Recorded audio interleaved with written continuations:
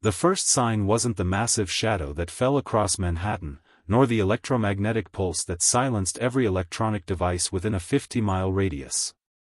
It was the silence itself, a profound, unnatural quiet that settled over Earth like a heavy blanket, broken only by the distant rumble of something impossibly large moving through the atmosphere. Dr. Marcus Thompson stood on the roof of the Princeton Institute for Advanced Study, his weathered hands gripping the metal railing as he watched the colossal vessel descend through the clouds. At 73, he had dedicated his life to theoretical physics, spending decades exploring the mathematical foundations of reality itself, but nothing in his extensive knowledge had prepared him for this moment. The ship, if it could even be called that, defied every principle of aerodynamics he understood. Its surface appeared to absorb light rather than reflect it, creating an optical illusion that made it difficult to determine its exact size or shape.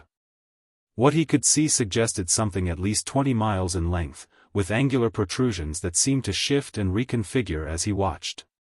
Around him, his colleagues from the institute had gathered, their faces reflecting the same mixture of awe and terror that he felt coursing through his own veins.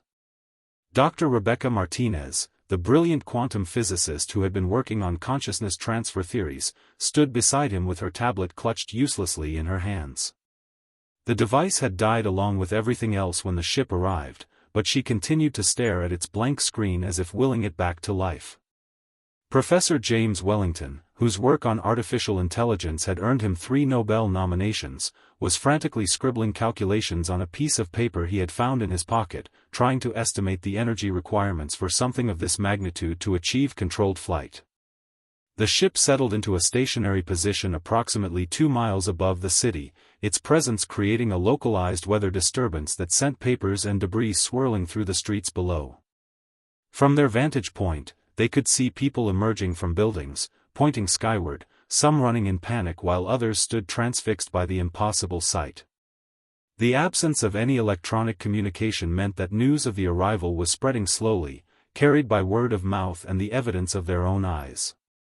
Dr. Thompson found himself thinking about the Fermi paradox, the age-old question of why humanity had never encountered evidence of extraterrestrial intelligence despite the vast number of potentially habitable planets in the galaxy. The answer, it seemed, was that they had simply been waiting for the right moment to reveal themselves. But why now? What had changed? As if responding to his unspoken question, the ship began to emit a low-frequency hum that seemed to resonate through the very bones of everyone within range. The sound was unlike anything any of them had ever heard, not quite mechanical, not quite organic, but something that suggested intelligence and purpose. Dr. Martinez was the first to notice the pattern. Her background in quantum mechanics had trained her to recognize mathematical relationships in seemingly random phenomena, and as she listened to the humming, she began to detect subtle variations in frequency and duration. She grabbed Professor Wellington's arm and pointed toward the ship, her eyes wide with realization. The sound wasn't random, it was structured, purposeful, almost like a form of communication. Wellington, whose expertise in artificial intelligence had given him extensive experience with pattern recognition and language processing, immediately understood what she was suggesting. He began transcribing the variations in the humming, using a simple notation system to mark changes in pitch and rhythm. Within minutes, he had filled several pages with what appeared to be a complex sequence of mathematical relationships. The pattern was sophisticated beyond anything they had encountered in human communication systems, suggesting an intelligence that operated on principles far beyond their current understanding. Dr. Thompson watched his colleagues work with a growing sense of both excitement and dread. Throughout his career, he had often wondered what humanity's first contact with an alien civilization would look like. He had imagined radio signals from distant stars, carefully crafted messages designed to establish peaceful communication across the vast distances of space. He had never envisioned this, a massive vessel appearing without warning above one of Earth's most populated areas, demonstrating technology that made humanity's greatest achievements look primitive by comparison. The implications were staggering. If this ship represented the capabilities of an alien civilization, then humanity was dealing with beings whose understanding of physics, engineering, and possibly consciousness itself was centuries or millennia ahead of their own. The very fact that they could manipulate matter and energy on this scale suggested mastery over fundamental forces that human science was only beginning to comprehend. Yet there was something about the ship's behavior that gave him hope. It had not attacked. It had not demanded surrender or issued ultimatums. Instead, it seemed to be waiting, observing, perhaps even attempting to communicate. The electromagnetic pulse that had disabled their technology could have been an unintended side effect rather than a deliberate act of aggression. As the afternoon wore on, more ships began to appear in the skies above other major cities around the world. Reports filtered in through ham radio operators and emergency services that similar vessels had taken positions above London, Tokyo, Moscow, and dozens of other population centers. Each ship maintained the same careful distance, the same watchful silence broken only by the mysterious humming that seemed to carry meaning just beyond the edge of human comprehension. The world's greatest minds were about to face their ultimate test, and Dr. Thompson couldn't shake the feeling that humanity's response to this moment would determine not just their immediate survival, but their place in a galaxy that had suddenly become much larger and more dangerous than they had ever imagined. The second day brought an unexpected development that changed everything Dr. Thompson and his colleagues thought they understood about their visitors. Professor Wellington had spent the entire night working with the humming patterns, and by dawn he had made a breakthrough that sent shockwaves through the scientific community.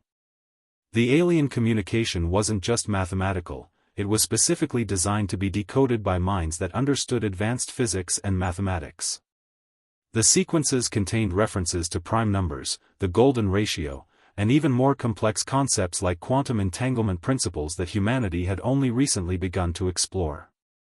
Dr. Martinez had joined Wellington's efforts, bringing her expertise in quantum consciousness theories to bear on the problem. Together, they discovered that the humming patterns weren't just carrying information, they were actively scanning for specific types of neural activity. The aliens weren't broadcasting to everyone, they were looking for the brightest minds on the planet, individuals whose thought patterns indicated advanced scientific understanding.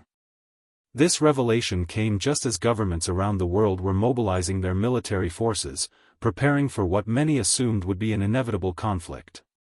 Fighter jets had been scrambled in multiple countries, only to find their electronic systems failing as they approached the alien vessels. Missiles launched from ground-based systems simply passed through the ships as if they weren't there, leading to the disturbing conclusion that the aliens possessed some form of phase-shifting technology that rendered conventional weapons useless. Dr. Thompson found himself at the center of an unprecedented gathering of intellectual talent. Word had spread through academic networks that the aliens were specifically seeking out scientists, mathematicians, and philosophers. Within hours, the Princeton campus had become an impromptu headquarters for some of the most brilliant minds on Earth. Dr. Elena Rodriguez, a neuroscientist from Stanford whose work on brain-computer interfaces had revolutionized the field, arrived by helicopter along with Dr. Michael Chen, a theoretical physicist from MIT whose papers on multidimensional space had been considered purely theoretical until now. The group also included Dr. Sarah Kim, a linguist and anthropologist who specialized in first-contact protocols, and Professor David Brooks, whose work on artificial consciousness had pushed the boundaries of what it meant to be sentient. As they worked together to decode more of the alien communications, a disturbing pattern began to emerge. The messages weren't just mathematical proofs or scientific concepts, they contained what appeared to be historical records. The aliens knew about humanity's development, their wars, their scientific achievements, and their potential for both creation and destruction. More troubling still, the record suggested that Earth wasn't the first planet they had visited. References to other worlds, other species, and other first-contact scenarios painted a picture of a galaxy filled with intelligent life, most of which had failed some kind of test that the aliens administered. Dr. Kim was the first to voice what they were all beginning to suspect. The aliens weren't here to conquer or to share technology, they were here to evaluate humanity's worthiness to join some larger galactic community. The evidence was mounting that this was a carefully orchestrated examination, and the subjects being tested weren't governments or military leaders, but the intellectual elite who represented humanity's greatest potential for growth and understanding. The realization brought both hope and terror. If they were being tested, it meant there was a chance for humanity to prove itself worthy of whatever lay beyond this encounter. But it also meant that failure could have consequences far beyond anything they had imagined. The historical record suggested that species who failed the test simply disappeared, their worlds left empty and silent. As the second day progressed, the alien ships began to exhibit new behaviors. Smaller craft, previously undetected, began emerging from the larger vessels. These scouts were roughly the size of commercial aircraft but moved with impossible grace and speed, conducting what appeared to be detailed surveys of human infrastructure, technology, and population centers. Unlike the larger ships, these scouts didn't maintain the same careful distance. They flew low over cities, universities, research facilities, and military installations, their sensors apparently cataloging everything they encountered. Dr. Thompson watched one of these scouts pass directly overhead, its surface rippling with patterns of light that seemed almost organic in nature. The craft paused above the Princeton campus for nearly an hour, and during that time, several members of their group reported experiencing strange sensations, brief moments of clarity where complex mathematical relationships suddenly seemed obvious, or flashes of insight into problems they had been struggling with for years. Dr. Martinez was the first to understand what was happening.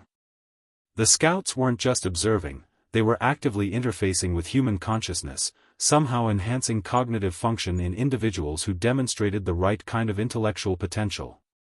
The aliens were literally making humanity smarter, but only those humans who already possessed the foundation to handle such enhancement. The implications were staggering. If the aliens could manipulate human consciousness at will, then the power differential between the species was even greater than they had initially assumed. Yet the fact that they were choosing to enhance rather than suppress human intelligence suggested that the test they were administering required humanity to demonstrate capabilities beyond their current limitations. As night fell on the second day, Dr. Thompson gathered his colleagues in the Institute's main conference room. The walls were covered with equations, diagrams, and translations of the alien communications they had managed to decode. The picture that emerged was both magnificent and terrifying. Humanity was being invited to join a galactic civilization that spanned thousands of worlds and millions of species, but only if they could prove they possessed the wisdom and intelligence to handle such responsibility. The test was just beginning, and the stakes were nothing less than the future of human civilization itself. The third day shattered every assumption the assembled scientists had made about their alien visitors. Dr. Thompson awoke to find that the enhancement effects from the previous day's scout encounters had not faded, if anything, they had intensified overnight.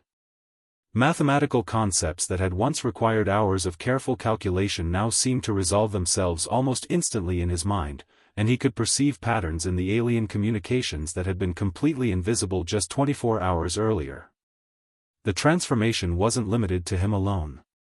Dr. Martinez reported that she could now visualize quantum probability fields as clearly as if they were physical objects, while Professor Wellington claimed to understand programming languages that didn't yet exist on Earth. The enhancement was selective and purposeful, targeting specific areas of expertise while leaving other cognitive functions unchanged. Dr. Rodriguez made the most disturbing discovery of all when she attempted to measure the neural activity of the enhanced individuals. Her instruments, hastily repaired using analog components that weren't affected by the electromagnetic interference, showed brain patterns that were fundamentally different from baseline human readings. The enhanced scientists weren't just thinking faster or more clearly, their brains were operating according to entirely new principles that shouldn't have been possible given the known limitations of human neurology. The alien scouts had somehow rewritten the basic architecture of their consciousness, and the changes appeared to be permanent. This revelation coincided with a dramatic escalation in alien activity around the globe. The massive motherships that had maintained their positions above major cities began deploying what could only be described as construction equipment. Enormous mechanical appendages emerged from the vessels, reaching down toward the Earth's surface with precision that defied belief. These devices didn't touch the ground directly but instead projected fields of energy that began reshaping the landscape itself. Mountains were moved, valleys were carved, and vast geometric structures began rising from the Earth as if the planet itself was being transformed into some kind of massive testing facility. Dr. Kim, whose enhanced linguistic abilities now allowed her to process the alien communications in real time, brought news that sent chills through the entire group. The aliens weren't just testing humanity's intelligence, they were preparing Earth for integration into what they called the Convergence, a galaxy-spanning network of consciousness that connected every sufficiently advanced species in the known universe.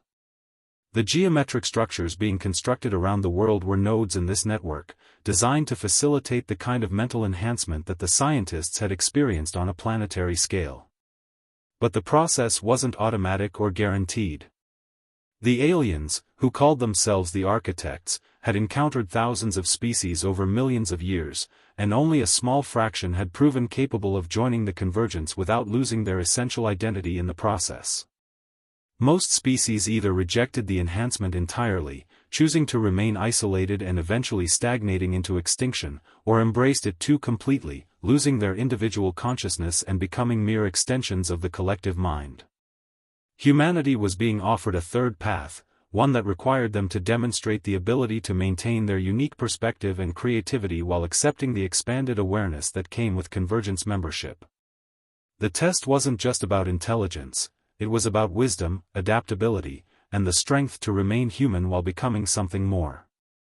Dr. Thompson found himself grappling with philosophical questions that had no easy answers. If accepting the enhancement meant fundamentally altering human consciousness, could the result still be called human? And if they rejected the offer, would humanity be condemned to face the universe alone, forever limited by the boundaries of their biological evolution? The enhanced scientists weren't the only ones experiencing changes. Reports were flooding in from around the world of ordinary people displaying extraordinary abilities in the vicinity of the construction sites. Artists were creating works of impossible beauty and complexity, musicians were composing symphonies that seemed to resonate with mathematical principles underlying reality itself, and writers were producing literature that captured concepts previously beyond human expression. The enhancement wasn't limited to scientific thinking, it was expanding every aspect of human creativity and understanding.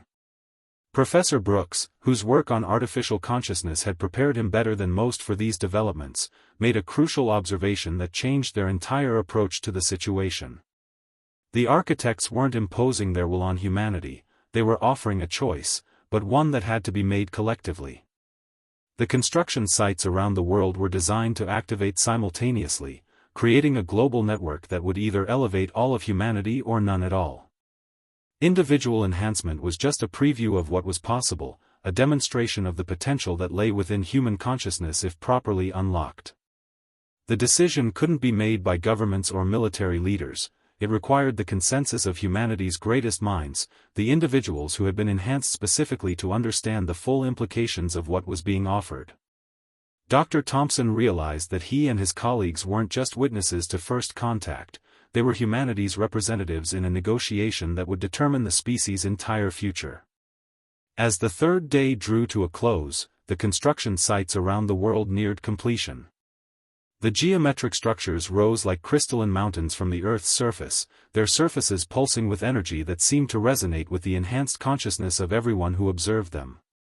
The Architects had given humanity a glimpse of transcendence, but the final choice remained ahead. The enhanced scientists would have to decide not just for themselves, but for every human being who would ever live, whether to take the leap into an expanded existence or to remain forever bound by the limitations of their biological heritage.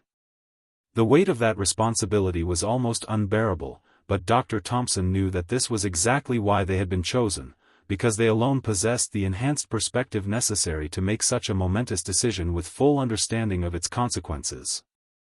The fourth day brought an unexpected complication that threatened to derail everything the enhanced scientists had worked to understand. Dr. Thompson arrived at the institute to find the campus surrounded by military personnel and government officials who had somehow managed to restore limited electronic communications despite the ongoing electromagnetic interference. General Patricia Hayes, a stern woman in her 50s who commanded the joint task force established to handle the alien crisis, had taken control of the facility and was demanding immediate access to all research and communications with the Architects. The general's presence represented everything that Dr. Thompson feared about humanity's response to the situation. Where the scientists saw an opportunity for transcendence and growth, the military saw only threat and the need for control. General Hayes made it clear that she considered the enhanced scientists to be compromised, potentially under alien influence, and therefore unreliable as representatives of human interests. She had brought with her a team of military scientists and intelligence analysts who lacked the enhancement but possessed security clearances that supposedly gave them authority over the situation. Dr. Martinez attempted to explain the true nature of what was happening, describing the convergence and the choice that humanity faced, but her words fell on deaf ears.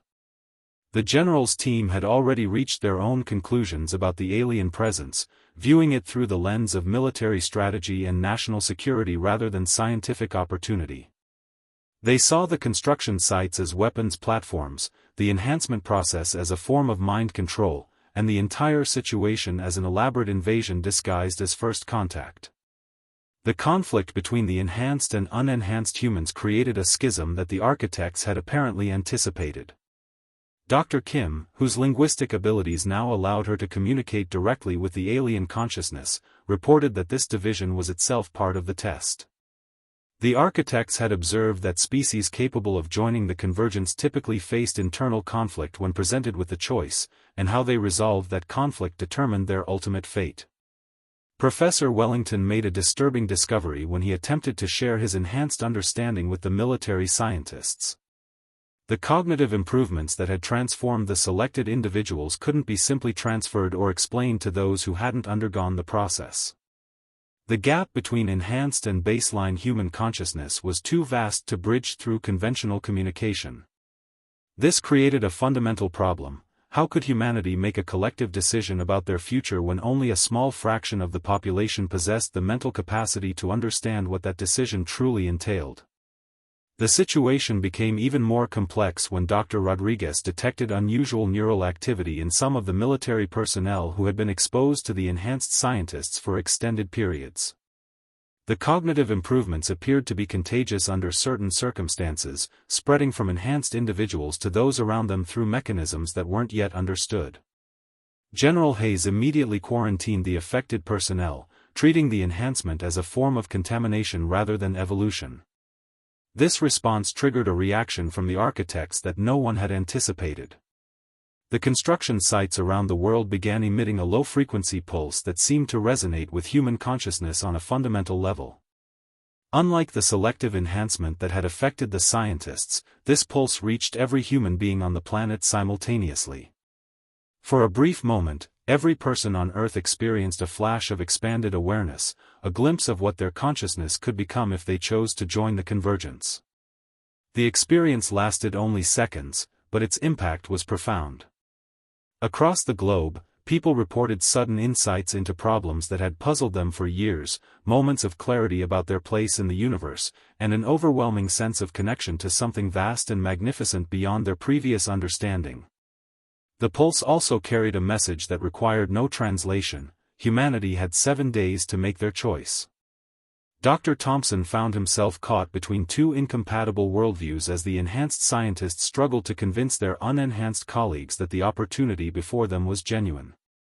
The military team, led by General Hayes, remained convinced that the aliens represented an existential threat that had to be resisted at all costs. They pointed to the involuntary nature of the enhancement process, the manipulation of human consciousness, and the ultimatum implicit in the 7-day deadline as evidence of hostile intent. The enhanced scientists, however, could perceive layers of meaning and intention in the architect's actions that were invisible to baseline human consciousness. They understood that the apparent coercion was actually a form of compassion. The architects were trying to help humanity overcome the limitations that had prevented other species from successfully joining the convergence. The 7-day deadline wasn't a threat but a necessity, as the window of opportunity for integration was limited by cosmic factors beyond anyone's control. Dr. Brooks made a breakthrough that offered a potential solution to the impasse. His work on artificial consciousness had given him insights into the nature of collective decision-making, and he proposed a radical approach to resolving the conflict between enhanced and unenhanced humans. Rather than trying to convince the military leadership through argument or demonstration, they could use the contagious nature of the enhancement to gradually expand the circle of individuals capable of understanding the true situation. The process would be voluntary and gradual, allowing people to make informed decisions about whether to accept the cognitive improvements. General Hayes rejected this proposal immediately, viewing it as an attempt to spread alien contamination throughout the human population. She ordered the enhanced scientists to be isolated and began preparations for a military response to the alien presence, despite the obvious futility of conventional weapons against beings who possess technology capable of reshaping matter at the molecular level. As the fourth day ended, humanity found itself divided not just between those who had been enhanced and those who remained baseline, but between fundamentally different visions of what it meant to be human. The choice that lay ahead would determine not just whether humanity joined the galactic community, but whether they could overcome their own limitations and fears to embrace a future beyond their current imagination. The fifth day marked the beginning of what historians would later call the Great Awakening, though at the time it felt more like the onset of global chaos. Dr. Thompson watched from the Institute's windows as crowds began gathering around the construction sites worldwide, drawn by an inexplicable compulsion that seemed to emanate from the crystalline structures themselves. The brief pulse of expanded consciousness that everyone had experienced was having unexpected aftereffects, creating a growing movement of people who demanded access to the enhancement process despite government attempts to maintain quarantine protocols. General Hayes had established a perimeter around the Princeton facility, but her authority was rapidly eroding as reports flooded in of similar situations developing at every major construction site. Military personnel were abandoning their posts, not out of cowardice or rebellion, but because prolonged exposure to the enhanced individuals was triggering spontaneous cognitive improvements that made their previous orders seem not just wrong, but incomprehensibly primitive. Dr. Rodriguez documented the phenomenon with scientific precision, noting that the enhancement appeared to spread through a combination of proximity, emotional resonance, and intellectual engagement. Individuals who spent time in meaningful conversation with enhanced humans showed measurable changes in brain activity within hours, while those who maintained emotional distance or refused to engage intellectually remained unaffected. The process wasn't random or uncontrolled. It required a conscious choice to remain open to new possibilities, making it fundamentally different from any form of mind control or coercion. Professor Wellington made a discovery that changed their understanding of the entire situation when he successfully established direct communication with one of the architect entities. The being that responded to his queries identified itself through concepts rather than names, describing itself as a consciousness that had once been similar to humanity but had undergone the convergence process millions of years ago.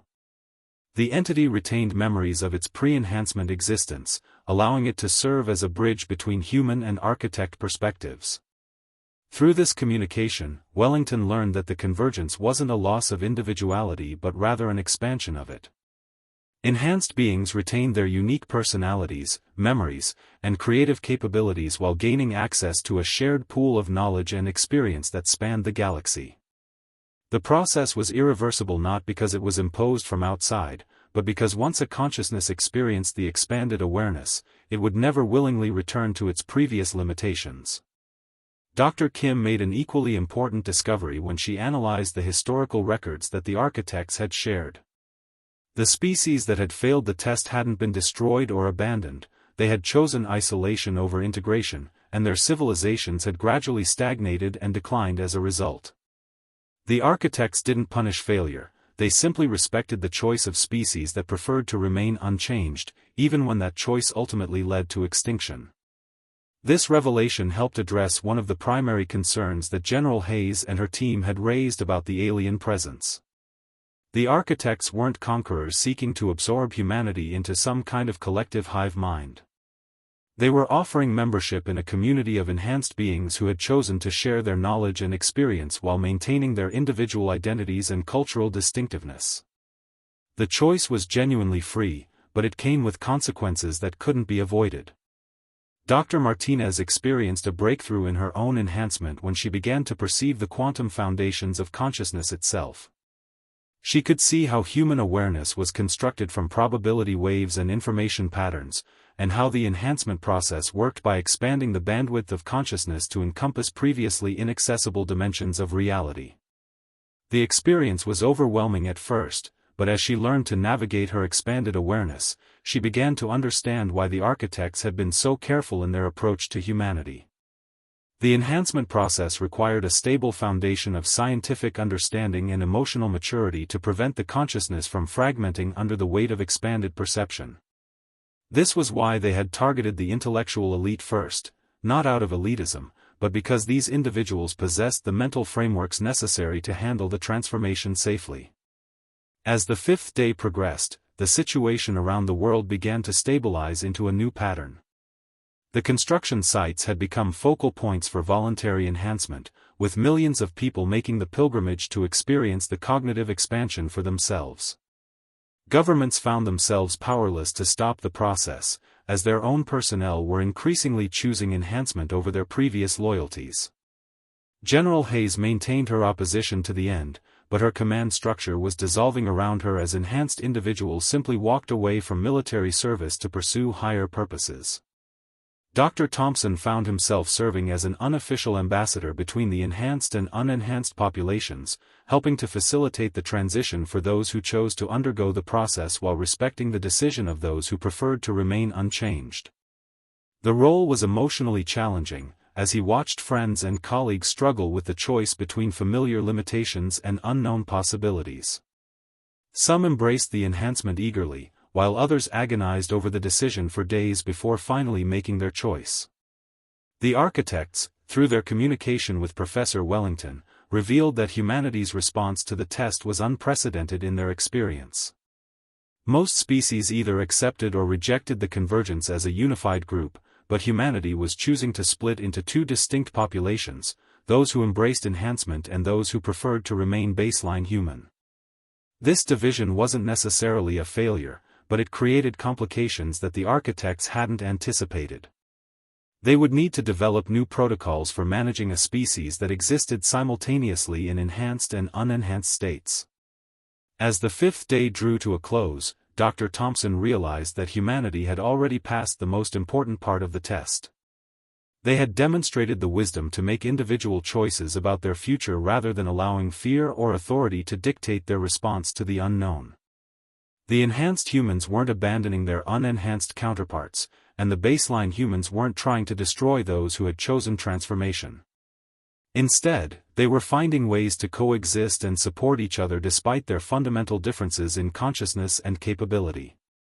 The final 2 days of the deadline would determine the practical details of how this unprecedented situation would be resolved, but the essential choice had already been made. Humanity would move forward as a divided but cooperative species, with some members joining the galactic community while others maintained the traditional human experience on Earth. The sixth day brought revelations that fundamentally altered humanity's understanding of their place in the cosmic order. Dr. Thompson awoke to find that the enhanced population had reached a critical threshold during the night, triggering what the architects called a consciousness cascade that allowed the enhanced humans to perceive the true scope of the galactic civilization they were being invited to join. Through shared awareness that transcended individual minds, the enhanced could now see the convergence as it truly existed, a vast network of billions of conscious beings spanning thousands of star systems, each contributing their unique perspectives and capabilities to a collective understanding that had been growing for millions of years. Dr. Martinez found herself experiencing memories that weren't her own, glimpses of worlds where crystalline beings had evolved from silicon-based chemistry, aquatic civilizations that had developed technology through bioengineering rather than metallurgy, and energy-based entities that existed as pure consciousness without physical form. The diversity was staggering, yet all these beings shared common threads of curiosity, creativity, and the desire to understand the fundamental nature of reality. Each species had brought something unique to the convergence, and humanity's potential contribution was becoming clear, their remarkable adaptability and their capacity for individual growth within collective frameworks. Professor Wellington made contact with what appeared to be the central coordination entity of the architects, a consciousness that had been guiding the convergence for over 10 million years. This ancient being revealed that humanity's split response to the enhancement offer was not just unprecedented but potentially revolutionary. Previous species had either joined the convergence completely or remained isolated entirely, but humanity was demonstrating the possibility of a hybrid approach that could benefit both enhanced and baseline populations. The entity expressed something that could only be described as excitement about the implications of this development. Dr. Kim discovered that the construction sites around Earth were more than just enhancement facilities, they were components of a massive communication array that would allow the enhanced humans to maintain contact with the galactic community while remaining physically based on Earth. This arrangement would make Earth a unique bridge world, where enhanced and unenhanced humans could coexist while the enhanced served as ambassadors and translators between humanity and the broader galaxy. The baseline humans wouldn't be cut off from galactic civilization entirely, they would have access to its benefits through their enhanced counterparts. The revelation addressed one of the primary concerns that had driven resistance to the enhancement process. Many people had feared that accepting the cognitive improvements would mean abandoning Earth and their unenhanced loved ones. Instead, the architects were proposing a solution that would allow enhanced humans to serve as a bridge between two different modes of existence, facilitating communication and cooperation between baseline humanity and the galactic community. Dr. Rodriguez made a disturbing discovery when she attempted to measure the long-term effects of the enhancement process on human physiology. The cognitive improvements were accompanied by subtle but significant changes to the enhanced individual's biology, including increased neural density, improved cellular repair mechanisms, and what appeared to be dramatically extended lifespans. The enhanced humans weren't just thinking differently, they were becoming a genuinely distinct subspecies of humanity, one that would likely outlive their unenhanced counterparts by centuries or even millennia. This biological divergence raised profound questions about the future relationship between enhanced and baseline humans. Would the two populations eventually become so different that they could no longer be considered the same species? How would baseline humans react to the knowledge that their enhanced counterparts would live for hundreds of years while they remained subject to normal human mortality? Dr. Thompson found himself grappling with the ethical implications of a choice that would create permanent inequality between different segments of the human population. Professor Brooks, whose work on consciousness had prepared him for these developments better than most, proposed a solution that drew on his understanding of artificial intelligence and collective decision-making. Rather than viewing the enhanced and baseline populations as separate groups, humanity could develop new social structures that recognized and accommodated both modes of existence. The enhanced humans could serve as long-term guardians and guides for the species, while baseline humans could continue to provide the creative unpredictability and emotional authenticity that made humanity unique in the galaxy. General Hayes, who had maintained her opposition to the enhancement process despite the dissolution of her command structure, finally agreed to undergo a limited form of cognitive improvement that would allow her to understand the situation without fully committing to the transformation. The experience lasted only a few hours, but it was enough to show her the genuine benevolence of the architects and the unprecedented opportunity that humanity was being offered. Her conversion to supporting the enhancement process provided crucial legitimacy for the military and government officials who had been following her lead in opposing the aliens.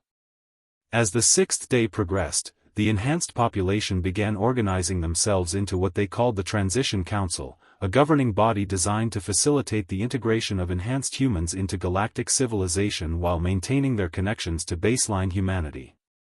Dr. Thompson found himself elected as the council's first chairman, a role that would require him to balance the competing interests of two fundamentally different human populations while representing the species as a whole to the galactic community.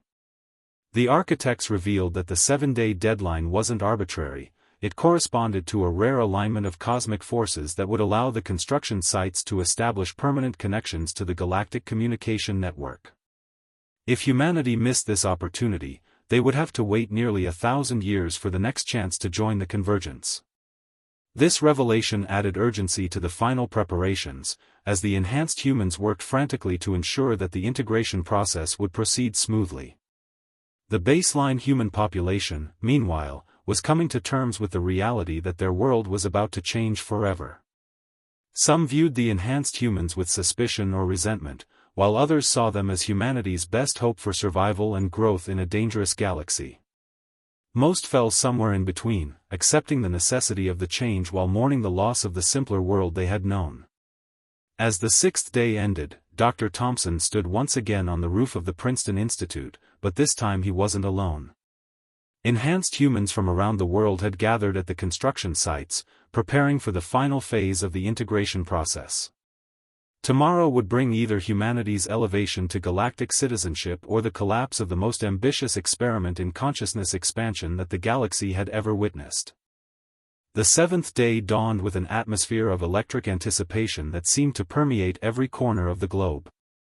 Dr. Thompson stood before the massive crystalline structure that had risen from the Princeton campus, its faceted surfaces now pulsing with rhythmic patterns of light that synchronized with similar displays at construction sites worldwide.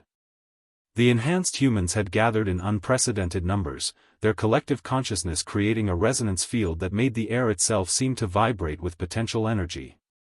Through his expanded awareness, he could feel the presence of millions of enhanced individuals around the planet, all preparing for the moment when Earth would either join the galactic community or face an uncertain future alone.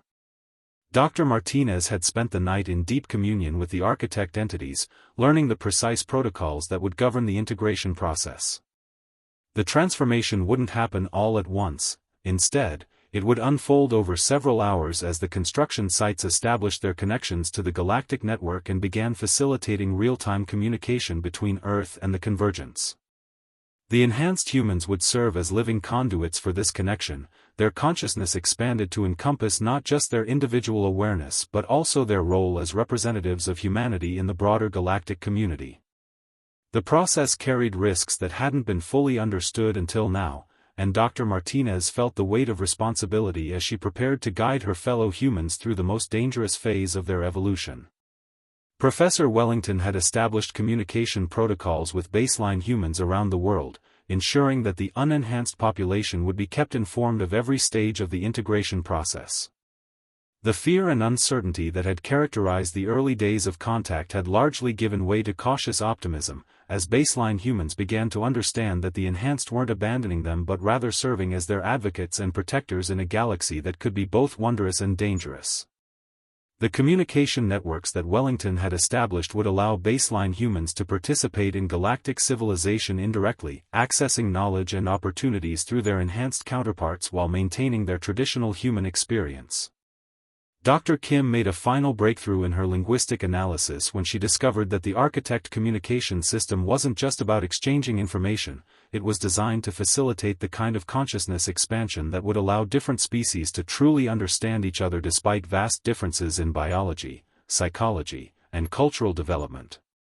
The integration process would give enhanced humans access to this universal language, allowing them to communicate not just with the architects but with any of the thousands of species that comprise the convergence. The implications were staggering. Humanity would gain access to millions of years of accumulated knowledge and experience from across the galaxy. As the appointed hour approached, Dr. Rodriguez monitored the physiological changes occurring in the enhanced population. The biological modifications that had begun with the initial enhancement were accelerating, preparing the enhanced humans for the dramatic expansion of consciousness that integration would require. Brain activity was increasing exponentially, cellular repair mechanisms were operating at unprecedented efficiency, and new neural pathways were forming at rates that should have been impossible. The enhanced humans were literally becoming something new, a hybrid between baseline humanity and the transcendent beings that comprise the galactic community. Professor Brooks had worked throughout the night to establish the social and political frameworks that would govern the relationship between enhanced and baseline humans after integration. The Transition Council had evolved into a complex organization that would serve multiple functions, representing humanity to the galactic community, facilitating communication between enhanced and baseline populations, and ensuring that the benefits of galactic citizenship were shared equitably among all humans regardless of their enhancement status. The framework they had developed was unprecedented in galactic history, and the architects had expressed fascination with humanity's innovative approach to managing consciousness diversity. General Hayes, now serving as the military liaison to the Transition Council, had coordinated with baseline human governments to ensure that the integration process wouldn't destabilize Earth's existing social and political structures. The enhanced humans had no desire to rule over their unenhanced counterparts, and the baseline governments would continue to manage terrestrial affairs while the enhanced handled humanity's galactic responsibilities. This division of labor would allow both populations to focus on what they did best while maintaining the cooperative relationship that had emerged during the crisis. As the moment of integration arrived, Dr. Thompson felt his consciousness expanding beyond anything he had previously experienced. The boundaries between individual awareness and collective understanding began to dissolve, but instead of losing his identity, he found it strengthened and clarified by contact with the vast network of minds that comprised the convergence. He could perceive the thoughts and experiences of beings from across the galaxy, each contributing their unique perspective to a collective understanding that was greater than the sum of its parts. The sensation was overwhelming at first, but his enhanced consciousness adapted quickly, learning to navigate the infinite complexity of galactic awareness while maintaining his essential humanity. Around the world, the construction sites erupted in brilliant displays of light as the integration process reached its climax. The crystalline structures served as focal points for energies that transcended normal physics, creating temporary bridges between Earth and distant star systems where other convergence members waited to welcome humanity into their community. Through these bridges flowed not just information but consciousness itself, as enhanced humans experienced direct contact with alien minds that had been waiting millions of years for this moment. The baseline human population watched in awe as their enhanced counterparts underwent the final transformation, their faces illuminated by the otherworldly energies that surrounded the construction sites. Many reported feeling a sense of profound connection despite not being directly involved in the process, as if humanity as a whole was being lifted to a higher level of existence. The integration was succeeding beyond anyone's most optimistic projections, creating a new model for how species could join the galactic community while maintaining their unique characteristics and cultural identity. As the seventh day drew to a close, Dr. Thompson found himself fundamentally changed yet still recognizably human. He retained all his memories, personality traits, and emotional connections, but now possessed access to knowledge and capabilities that spanned the galaxy.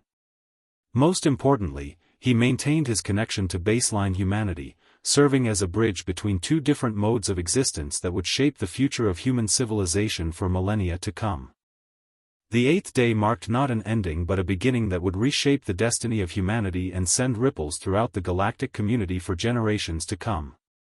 Dr. Thompson stood in what had once been the Princeton Institute but was now the primary Earth node of the Convergence Network, watching as the first official communications flowed between humanity and the thousands of civilizations that comprised the galactic community. The transformation was complete, but its implications were only beginning to unfold as enhanced humans took their first tentative steps into a universe that was far stranger and more wonderful than anyone had imagined. The integration had succeeded beyond all expectations, creating a stable bridge between enhanced and baseline humanity that allowed both populations to benefit from galactic citizenship while maintaining their distinct characteristics. Dr. Martinez had become humanity's first convergence ambassador, her consciousness now capable of direct communication with alien minds across vast distances of space and time.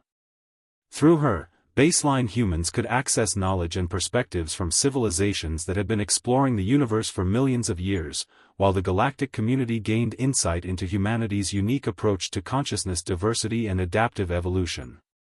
Professor Wellington had established the first interstellar research collaborations, working with alien scientists on projects that would have been impossible for any single species to accomplish alone. The enhanced humans brought humanity's gift for creative problem-solving and innovative thinking to challenges that had puzzled the galactic community for millennia, while gaining access to technologies and scientific principles that would accelerate human development by thousands of years. The exchange was proving mutually beneficial in ways that the architects had never anticipated, validating their decision to offer humanity membership in the convergence despite their unusual response to the enhancement process. Dr. Kim had become the primary translator and cultural liaison between humanity and the galactic community, her enhanced linguistic abilities allowing her to facilitate communication between species whose thought processes were so alien that direct contact had previously been impossible. Through her work, humanity was discovering that the galaxy contained forms of consciousness that challenged every assumption about the nature of intelligence and awareness. There were beings that existed as pure mathematics, civilizations that had evolved from crystalline matrices, and entities that experienced time in reverse, perceiving effects before their causes. Each contact expanded humanity's understanding of what it meant to be conscious in a universe of infinite possibilities. Dr. Rodriguez had established the first galactic medical exchange program, combining human biological knowledge with alien healing technologies to create treatments that could address diseases and conditions that had plagued both species for millennia. The enhanced human's unique physiology, which combined baseline human adaptability with convergence longevity and resilience, made them ideal subjects for developing medical techniques that could benefit both enhanced and unenhanced populations. Her work was already showing promise for extending baseline human lifespans and improving quality of life without requiring full enhancement. Professor Brooks had become the architect of humanity's new social structure, developing governance systems that could accommodate the needs of both enhanced and baseline populations while maintaining democratic principles and individual freedom. The framework he created was being studied by other convergent species as a potential model for managing consciousness diversity within their own civilizations. Humanity's innovative approach to the enhancement process was inspiring other species to reconsider their own assumptions about consciousness and identity. General Hayes had transformed from a skeptical military leader into humanity's primary defense coordinator, working with alien security specialists to protect Earth from the various threats that existed in a galaxy filled with competing civilizations and ancient conflicts. The enhanced human's connection to the convergence network provided early warning of potential dangers, while baseline human military expertise offered tactical perspectives that complemented the more advanced but sometimes overly complex strategies favored by older galactic civilizations. The partnership was proving effective at maintaining Earth's security while avoiding the isolation that had doomed other species who had rejected galactic integration. The baseline human population had adapted to their new reality with remarkable resilience, finding ways to benefit from galactic citizenship without losing their essential humanity. Enhanced humans served as intermediaries and advocates, ensuring that baseline humans had access to galactic knowledge and opportunities while respecting their choice to remain unenhanced. The relationship between the two populations had evolved into a symbiotic partnership that strengthened both groups and provided a model for other species struggling with similar consciousness diversity issues. Dr. Thompson, now serving as Earth's primary representative to the Convergence Council, found himself at the center of discussions that would shape galactic policy for millions of years to come. Humanity's successful integration had demonstrated that consciousness enhancement didn't require the abandonment of individual identity or cultural distinctiveness, opening new possibilities for how the convergence could expand and evolve. Other species were beginning to experiment with partial enhancement programs and consciousness diversity initiatives inspired by humanity's example. The construction sites around Earth had evolved into permanent gateways that facilitated constant communication and exchange between humanity and the galactic community. Through these portals flowed not just information but also cultural artifacts, artistic expressions, and philosophical insights that enriched both human and alien civilizations. Humanity's music, literature, and visual arts were finding audiences among species that had never encountered such forms of creative expression, while human artists were being inspired by alien aesthetic traditions that challenged every assumption about beauty and meaning. As the eighth day drew to a close, Dr. Thompson reflected on the journey that had brought humanity to this moment. The dark vessels that had appeared in Earth's skies just over a week ago had indeed unleashed humanity's true potential, but not in the way that anyone had expected. Instead of conquest or destruction, they had offered transformation and growth, challenging humanity to become something greater while remaining true to their essential nature. The choice that humanity had made, to embrace enhancement while preserving diversity, had not only secured their place in the galactic community but had also contributed to the evolution of that community itself. The galaxy had witnessed humanity's true potential, and in doing so, had discovered new possibilities for its own future. The story of first contact was ending, but the story of humanity's galactic citizenship was just beginning, promising adventures and discoveries that would span the stars and echo through eternity.